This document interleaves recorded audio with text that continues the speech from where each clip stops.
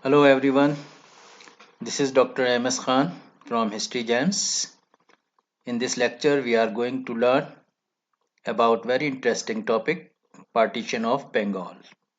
So let's start.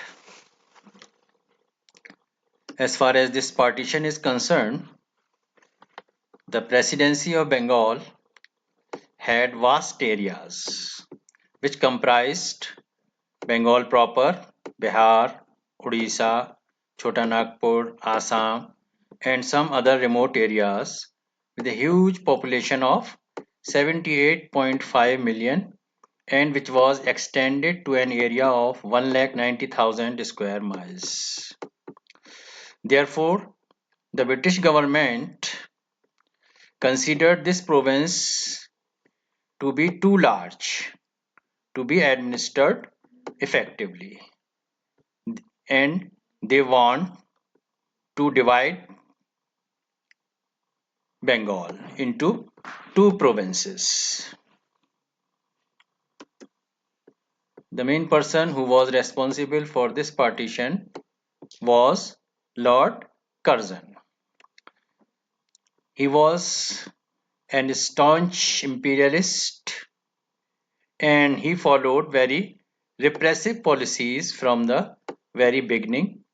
He passed various acts like Municipality Act of 1899 as well as University Act of 1904, and all these acts were very repressive in nature and went against the interest of Indian. Risley, Secretary of Home Department, he drafted a plan for partition of Bengal in 1903, which Lord Curzon formally approved this scheme of partition, and he toured Assam and East Bengal to mobilize the support of Muslim, and he told Muslim masses that this partition is good for them and they should not participate in any of the anti-partition movement. When Congress came to know about this plan, this scheme of partition, they denounced this in their annual session of 1903 as well as in 1904. The protests continued, but Lord Curzon finally announced the division of Bengal into two provinces. So finally, this partition of Bengal scheme was announced on 20th July 1905 and it was implemented on 16th October 1905. So this day of 16th October, actual partition of Bengal took place, and according to this plan, now Bengal was divided into two provinces. First, Bengal, it included Western District of Bengal proper, Bihar, and Odisha with a population of around 54 million, and Calcutta was declared its capital. While second region was Eastern Bengal and Assam, which included Eastern District of Bengal proper and Assam with a population of 31 million and Dhaka to be its capital. So this was the division done by Lord Curzon. Next is motives behind the partition. So if you see that government said that we have divided Bengal because it is administrative necessity.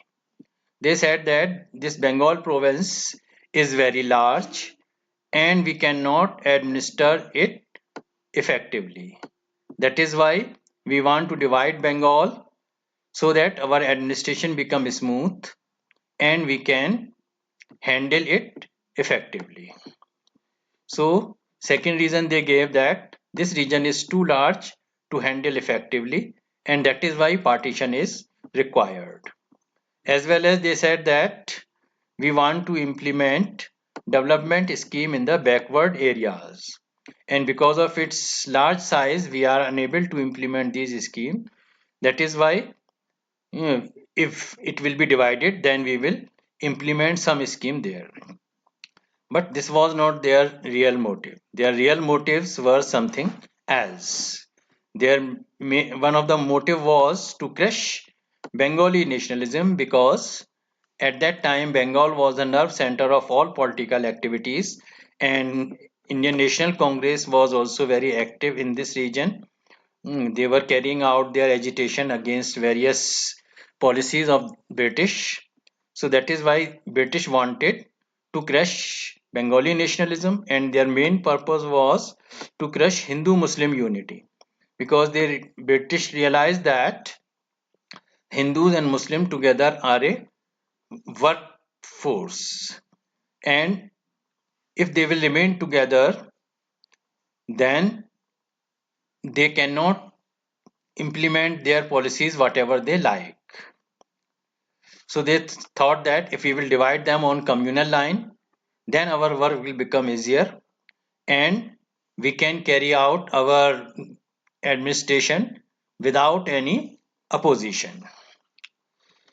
As well as British wanted to demonstrate the strength of British Raj, because when Lord Curzon announced partition scheme, then lot of opposition took place. So Lord Curzon wanted to prove that it hardly matters to us the position from Indians. If we have decided to carry out any scheme, then we can implement it at any cost. So these were some of the real motives of British to partition Bengal. So if we see this partition scheme, this was the Eastern Bengal part, and Assam, which was mainly populated by Muslim population. You see this, out of 31 million, there were 18 million Muslims, around 58% were Muslims. While in West Bengal part, this region, this was majority of the Hindu population region was this, and it consisted of only 9 million Muslim, only 16% population was Muslim. So it clearly shows that they divided Bengal on communal line just to crush Hindu-Muslim unity. So when partition took place, what was people's reaction? 16 October, the day partition took effect, was declared as a day of mourning, and Hartal was declared in Calcutta. The protest meeting started in all parts of Bengal. People fasted and no fire were lit at the cooking hearth. People took out procession. They walked barefooted in the streets of Calcutta, shouting and sang Banglar Mati, Banglar Jal, composed by Rabindranath Tagore particularly for this purpose. People took bath in river Ganga, and they tied Rakhi to show solidarity with each other, and sang Bande Mataram.